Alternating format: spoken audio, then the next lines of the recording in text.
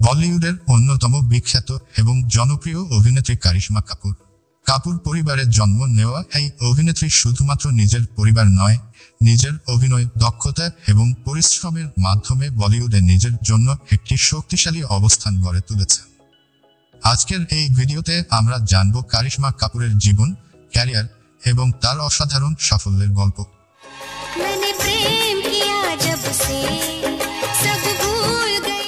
কারিশমা Kapoor 25 June 1974 সালে মুম্বাইয়ের একটি বিখ্যাত বলিউড পরিবারে জন্মগ্রহণ করেন।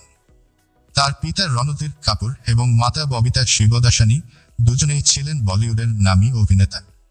কারিশমা কাপুর হলেন কাপুর পরিবারের সেই প্রথম নারী যিনি পরিবারের ঐতিহ্য ভেঙে অভিনয়ের জগতে পা রাখেন। তাকে ভালোবেসে অনেকেই ডাকেন ললো নামে। 1991 সালে কারিশমা কাপুর তার প্রথম চলচ্চিত্র প্রেম কাইদি দিয়ে বলিউডে অভিষেক করেন। ছবিটি বক্স অফিসে সাড়া ফেলতে না পারলেও কারিশমার অভিনয় দর্শকদের মন কেড়ে নেয়। এরপর তিনি একের পর এক চলচ্চিত্রে কাজ করতে থাকেন এবং ধীরে ধীরে নিজের অভিনয়ের দক্ষতা প্রমাণ করেন। কারিশমা কাপুরের ক্যারিয়ারের মোড় আসে 1996 সালে মুক্তি পাওয়া ছবি রাজা হিন্দুস্তানি এর মাধ্যমে। এই চলচ্চিত্রটি ছিল তার জীবনের সবচেয়ে বড় ব্রেকথ্রু।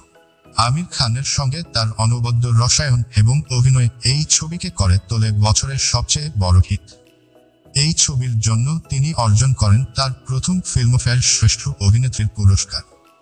এরপর 1997 সালে দিল তো পাগল হ্যায় সিনেমার জন্য তিনি অর্জন করেন জাতীয় চলচ্চিত্র পুরস্কার। কারিশমার ব্যক্তিগত জীবনেও ছিল অনেক উত্থান পতন।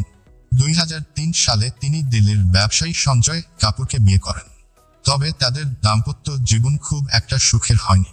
2016 সালে তাদের বিবাহ বিচ্ছেদ হয়। কারিশমা 2 সন্তানের মা, একটি মেয়ে সামায়রা এবং একটি ছেলে কিয়ান। বর্তমানে কারিশমা কাপুর তার পরিবার এবং সন্তানদের সঙ্গে সময় কাটাচ্ছেন।